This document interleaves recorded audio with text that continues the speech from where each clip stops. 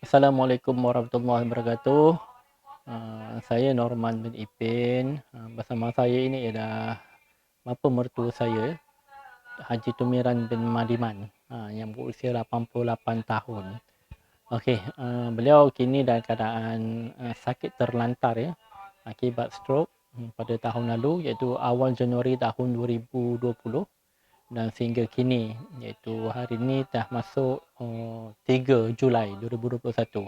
Berarti telah lebih pada setahun 6 bulan bapa mentua saya mengalami stroke yang menyebabkan beliau sekarang dalam keadaan sepada sedar. Punca ialah tekanan darah yang terlalu tinggi, menyebabkan darah masuk ke bahagian otak, dan doktor terpaksa bedah di otak, tebuk di kepala untuk buang darah. Kalau kena tengok ini adalah kesan tebuk di kepala.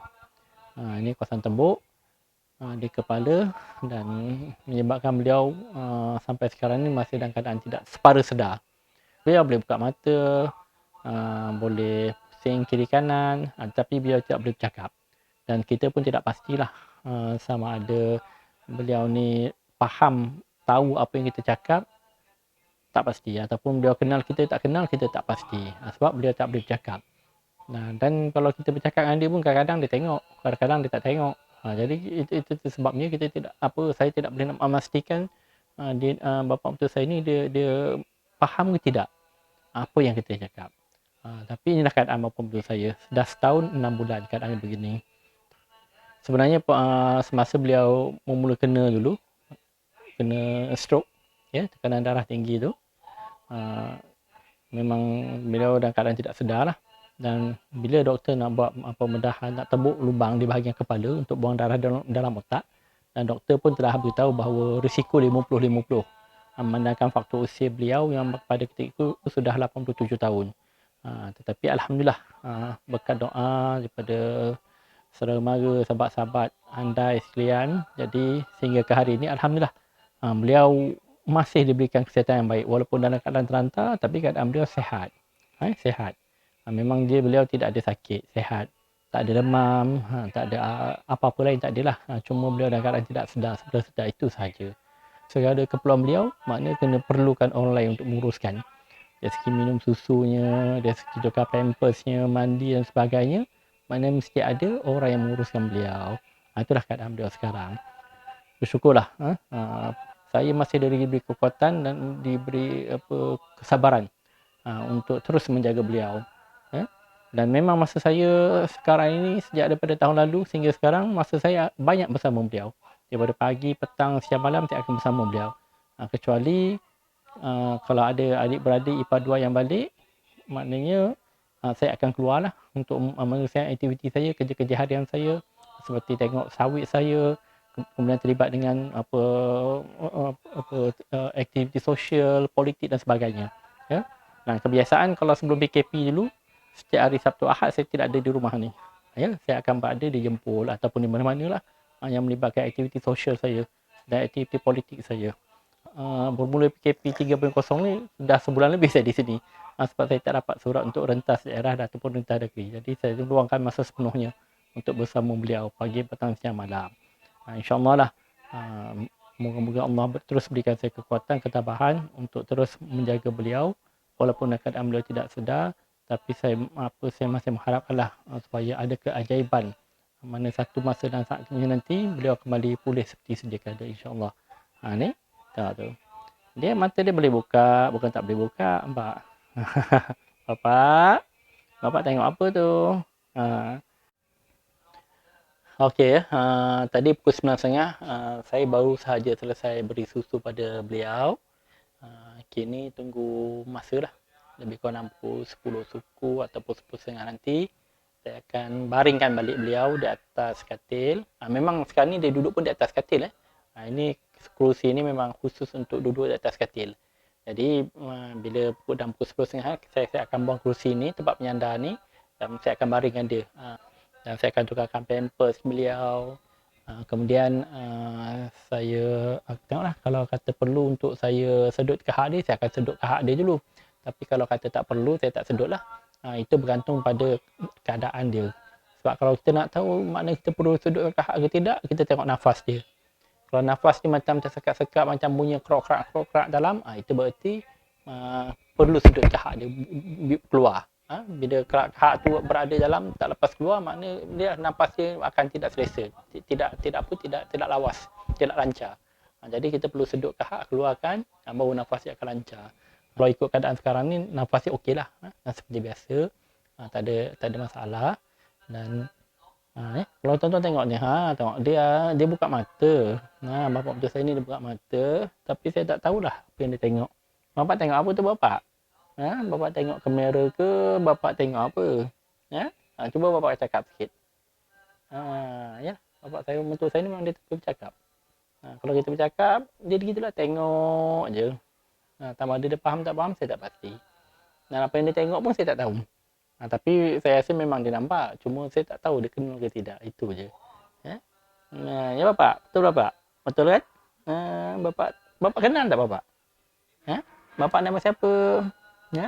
Bapak nama siapa? Bapak nama siapa? Kan dia tak jawab. Memang tak boleh bercakap. Dan dia pun tak ada respon. Tapi itulah kadang-kadang dia bercakap, dia menangis. Kadang-kadang bila kita bercakap dengan dia tenung kita, dia tengok kita seolah-olah dia faham apa yang kita cakap. Jadi agak keliru, saya pun keliru. Keadaan sebenar pada di bapa mentua saya ni. Saya sebenarnya tak tahu faham. Tapi walau bagaimanapun saya bersyukurlah.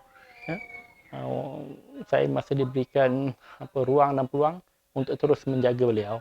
Dan saya pun ada peluang dan peluang untuk melihat beliau, untuk menyayangi beliau walaupun dalam keadaan beliau ni uzur.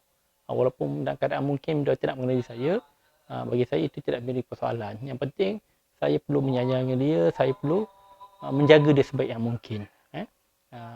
Memastikan keadaan dia sentiasa terkawal, sentiasa rapi.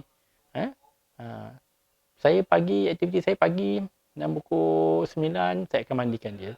Saya mandikan atas katil ni, bukan saya lap. Saya akan bawa dia duduk atas kursi roda, kemudian saya akan bawa ke bilik air. Saya akan mandi macam mana kita mandi. Tapi saya akan mandikan dia 1 kali sehari saja, itu pada pagi. Dan petang biasanya saya tidak akan mandikan dah. Dan saya pun tidak lap sebab dia duduk dalam aircon. Boleh katakan hampir 15 jam, 16 jam dia akan berada dalam aircon. Jadi tak mengeluarkan peluh. Jadi lepas saya mandikan, dah saya pakaikan pampers, pakaikan seluar, saya akan dudukkan di atas kursi roda. Dan saya akan bawa keluar untuk biar ambil angin di luar.